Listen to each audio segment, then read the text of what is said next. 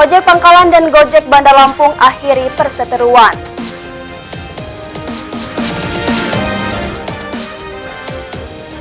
Wahana pasar malam Metro Fair diserang kelompok orang tak dikenal.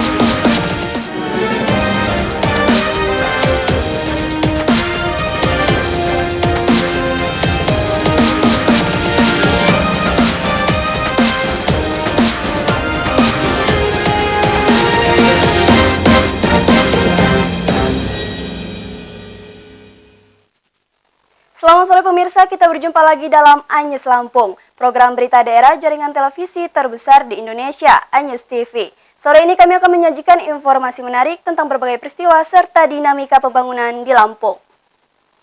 Kesepakatan damai pengojek Pangkalan dan Gojek dengan mediasi Polresta Bandar Lampung menjadi sajian utama hari ini. Gojek diimbau merekrut pengojek Pangkalan untuk mencegah konflik dan kecemburuan sosial.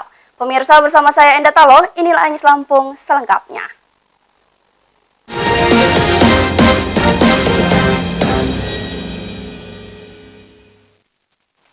Pemirsa, perseteruan ojek Pangkalan dan ojek berbasis aplikasi online Gojek berakhir. Polresta Bandar Lampung memediasi perdamaian kedua belah pihak. Pengojek Pangkalan meminta maaf atas aksi sweeping pengemudi Gojek 2 hari lalu.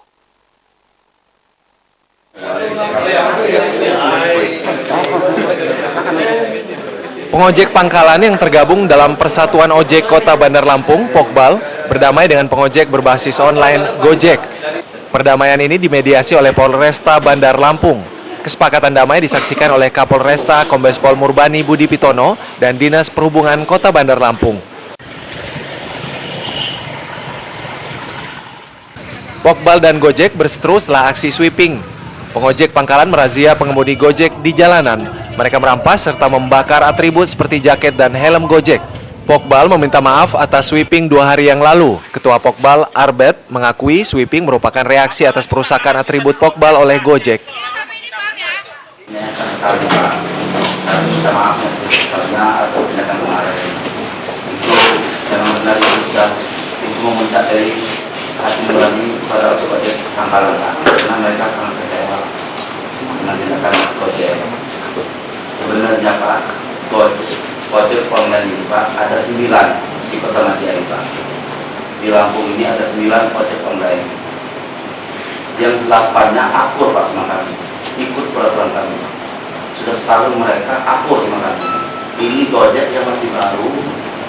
Nah itu tadi Pak, memang dia diamnya gitu. Jadi kami bingung kan, kok gak akur sama kami. Pengemudi Gojek berjanji untuk menaati kesepakatan damai dan menjaga suasana kondusif. Gojek meminta kepada pembisnis online dan ojek Pangkalan. Aturan ini mencegah benturan sesama pengojek. Lalu ketika ada Gojek beroperasi, ada perselisihan, ada kecemburuan, ada kesenjangan sosial. Masalahnya sebenarnya cuma satu Pak, kesenjangan sosial, kecemburuan. Apalagi kemarin saya baca berita di koran, mendapatkan driver Gojek sampai 300.000 per hari. Sedangkan mereka, waduh ini baru 20.000, benar Pak ya? Nah, kesenjangan seperti itu sebenarnya harus kita atur jauh-jauh sebelum mereka masuk. Gojek ini mungkin baru pertama, nanti teman-temannya datang. Jadi sebelumnya siapkan peraturan dulu, baru boleh jalan. Sebaiknya seperti itu. Entah tarif berapa itu harus ditentukan dulu. Kuotanya berapa. Jadi jangan sampai, memang teknologi kita butuhkan, yang bisa kita lawan. Tapi jangan sampai justru mengganggu kesejahteraan ojek Pangkalan, ojek tradisional yang sudah selesai. Kehadiran ojek berbasis online memberikan alternatif transportasi murah kepada warga Bandar Lampung. Pengojek Pangkalan tidak terima jika Gojek menyerobot penumpang di seputar Pangkalan. Ruslan AS, MNC Media, Bandar Lampung. Pemirsa, Kapolresta Bandar Lampung Kombes Pol Murbani Budi Pitono melarang Pokbal dan Gojek melakukan sweeping atau kembali terlibat perseteruan dengan dalih apapun. Polisi akan bertindak tegas jika pengojek mengganggu Kamtibmas.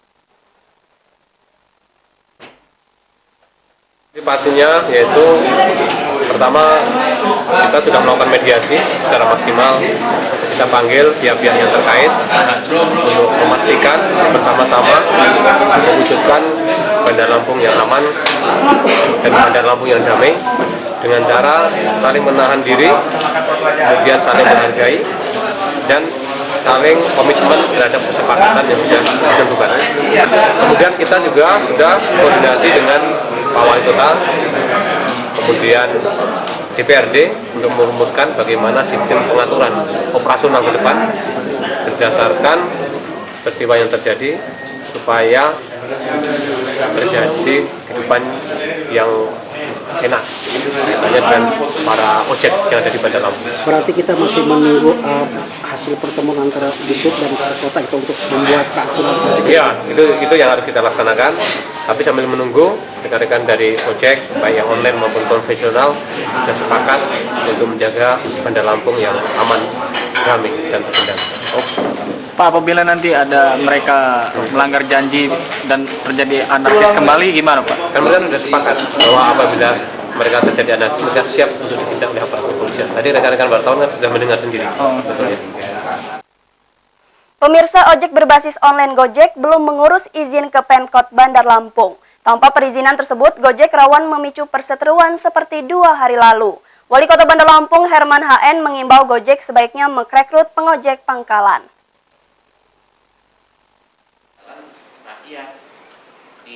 Gojek telah beroperasi lebih sebulan di Kota Bandar Lampung. Pengoperasian ojek berbasis online ini ternyata tanpa izin usaha. Pemkot Bandar Lampung meminta pemilik Gojek segera mengurus perizinan. Operasi ojek tanpa izin rawan memicu perseteruan seperti 2 hari lalu. Pengojek online kena sweeping pengojek pangkalan. Konflik pengojek diduga akibat kecemburuan sosial. Gojek selama ini lebih banyak merekrut warga umum sebagai pengemudi ojek. Wali Kota Herman HN mengimbau pemilik Gojek memprioritaskan pangkalan. Belum ada izin, ya. Belum ada izin dari pemerintah Kota Bandar Lampung. Kebersamaan ya Pak? Iya, kebersamaan. Ojek-ojek yang ada sekarang ini direkrut untuk masuk ke Gojek ini online ini agar bersama. Operasi ojek berbasis online Gojek membutuhkan izin usaha. Pemerintah bersama Polresta Bandar Lampung berhak menghentikan aktivitas Gojek jika perizinan tidak dipenuhi. Oki Firmansyah, MNC Media, Bandar Lampung. Kita beralih ke informasi lain. Pemirsa, sekelompok orang tak dikenal menyerang pasar malam Metro Fair. Pelaku mengeroyok pekerja serta mengancam pembakaran wahana permainan. Aparat kepolisian melakukan pengejaran setelah mengetahui identitas pelaku.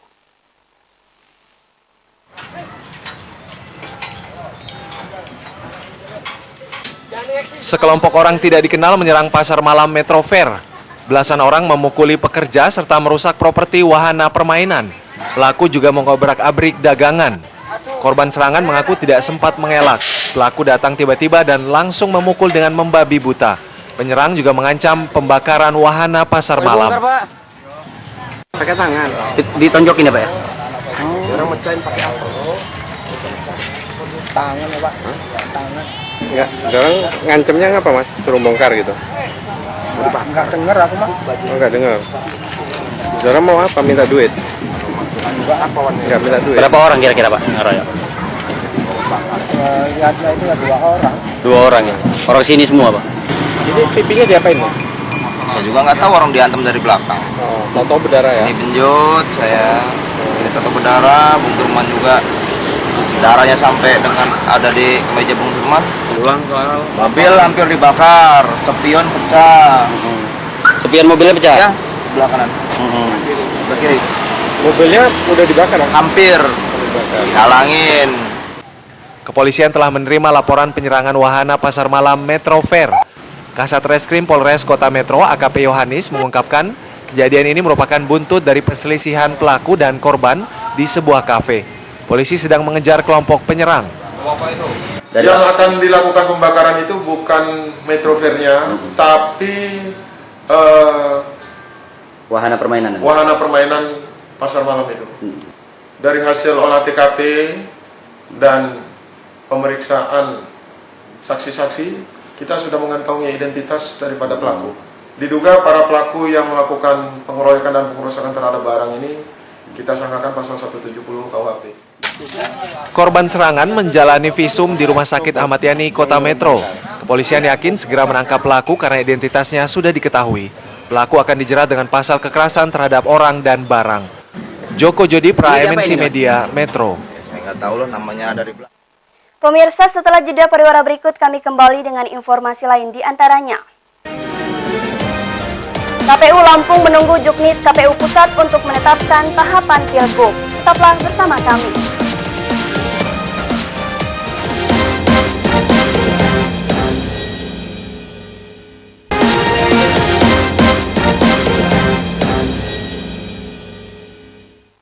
Terima kasih Anda masih bersama kami. Pemirsa, KPU Lampung belum menetapkan tahapan pemilihan gubernur maupun bupati. KPU Pusat sejauh ini baru mengirimkan draft tahapan pilkada dengan jadwal pemungutan suara 27 Juni 2018.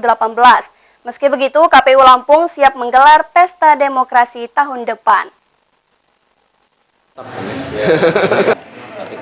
Kandidat kepala daerah mulai mencari dukungan parpol serta gencar sosialisasi untuk menarik simpati masyarakat.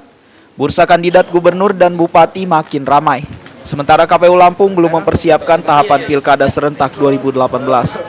Penetapan tahapan pilkada berdasarkan petunjuk teknis atau juknis dari KPU Pusat. Pemungutan suara memang sudah ditentukan 27 Juni 2018. KPU Lampung baru menerima draft tahapan. KPU secara administrasi siap menggelar pilkada. Ketua KPU Lampung Nanang Trenggono mengatakan tahapan pilkada 2018 tidak jauh berbeda dengan pilkada sebelumnya. Penyerahan dukungan calon independen pada Desember 2017. Jadwal pendaftaran calon sekitar Maret 2018. Kita udah siap kalau kita melaksanakan pemilihan gubernur. Kita akan sampaikan rincian. Ya kan ini draft. Draftnya juga belum ada kan, draft tahapan baru draft ada, tapi PKPU tahapan kan juga belum ada. Tapi seluruh Indonesia kan dimintakan kesiapannya, makanya kita laporkan semua lah. Usulan anggaran sudah, tinggal MPHB misalnya. Kalau melihat dari draftnya itu pemilihannya itu kapan dilaksanakan? Ke penyerahan dukungan itu Desember, penyerahan dukungan calon perseorangan itu Desember. Desember 2017 itu. 2017. Terus untuk pendaftaran nanti ya sekitar 3-4 bulan. Sebanyak 171 daerah akan menggelar pilkada serentak 2018. Jumlah ini meliputi 17 provinsi, 39 kota, dan 115 kabupaten. Lampung menggelar pemilihan gubernur serta 2 bupati. Tahapan pilkada serentak 2018 dimulai 10 bulan sebelum hari pencoblosan. Ajang pemilihan kepala daerah ini lebih besar dibandingkan pilkada sebelumnya. Fajar Magetan, MNC Media, Bandar Lampung. Pemirsa, bursa calon gubernur Lampung periode 2018-2023 begitu ramai meski jadwal pemilihan masih menunggu setahun. Kalangan akademisi serta bisnis berharap sosok gubernur mendatang sanggup mengentaskan pembangunan jalan serta sumber daya manusia.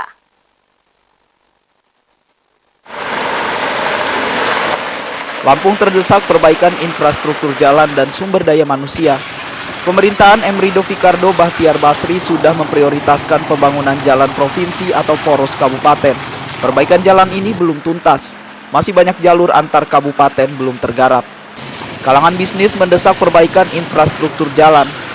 Mayoritas perusahaan berbasis di kabupaten kesulitan mengembangkan usaha atau target produksi akibat buruknya akses jalan provinsi dan jalan kabupaten. Kerusakan jalan ini menambah beban biaya. Sesuai dengan harapan. Jadi dari sisi pengusaha supaya investor itu tertarik, minat untuk investasi ke Lampung, itu ya secara keseluruhan kami pandang sudah lumayan. Saya lihat infrastruktur jalan sudah mulai dikerjakan walaupun belum selesai. Masih banyak PR-PR untuk penyelesaian infrastruktur jalan. Terus kelebihannya gubernur ini sudah bisa melobi pusat, karena kalau nggak bisa melobi pusat, saya tahu provinsi lain itu nggak dapat apa-apa, sedikit sekali. Kualitas jalan sangat menentukan perkembangan ekonomi. Perbaikan infrastruktur perlu diimbangi dengan penyiapan sumber daya manusia. Kalangan akademisi menilai kualitas SDM Lampung masih memprihatinkan. Mesti karena itu sudah disusun secara partisipatif bersama masyarakat, berarti pembangunan hakikatnya ya menjalankan renstra yang sudah disusun secara bersama-sama. Itu kan hakikat dari pembangunan itu. Nah, kemudian apa yang menjadi tekanan ya tergantung yang ada di renstra itu mestinya gitu. Nah, problemnya sekarang apa sih Pak sebenarnya? Sekarang problem yang utama mestinya sebenarnya pembangunan kan sudah mulai geser karena sekian perjalanan mestinya beranjak dari yang fisik mesti kepada yang non fisik untuk meningkatkan kualitas sumber daya manusia yang ada di Provinsi Lampung untuk mencapai visi Provinsi Lampung. Harapan pebisnis maupun akademisi sejalan dengan tuntutan masyarakat. Pembangunan dan perekonomian Lampung sulit bersaing jika faktor infrastruktur serta kualitas SDM tidak terpenuhi. Fajar Magetan, MNC Media, Bandar Lampung. Pemirsa, warga Bandar Lampung belum fokus mengikuti Pilkada serentak 2018. Apalagi Komisi Pemilihan Umum juga belum menetapkan seluruh tahapan pemilihan gubernur maupun bupati. Meski begitu, warga sudah memiliki calon gubernur pilihan. Belum tahu Pak kalau ada pemilihan gubernur ya? Oh, kenapa Pak? Kok belum tahu, belum ada sosialisasi dari KPU apa seperti apa Pak? Nggak tahu ya, selama ini nggak kurang sosialisasi. Kayaknya saya yang kurang informasinya. Oh, kita belum tahu Pak. Belum tahu, tapi kalau di TV belum lihat kita. Oh, lihat belum lihat, di radio juga kurang dengar kita kan. Nah, calonnya siapa sih Pak kalau Bapak tahu Pak? Waduh, kalau saya sih nyalon Ridho lagi sih. Oh, Ridho lagi. Saya tapi Pak Herman Bu ya. Kenapa Bu? Pak Herman. Oke Bu ya. Bu, harapannya untuk Pilgub ke depan Bu? Untuk Lampung sendiri gimana Bu? Harapannya? Harapannya ya terus maju lah seperti ini. Ya bagus semua sih. Semua. Kira-kira kita milih siapa? Pilih siapa Bang? Belum tahu untuk saat ini. Belum tahu, belum ada pemilihan ya Bang. Kenapa? Tahunya kurang sesuai dari apa, dari mana nih? Apa emang? Kok nggak tahunya kenapa? Kurang, mungkin nggak ada sosialisasi ya. Kan ada 3 calon Pak yang udah terlihat nih, seperti Pak Herman, Pak Ridho, sama Mustafa. Jadi ketiga calon tuh siapa yang dijagoin Pak?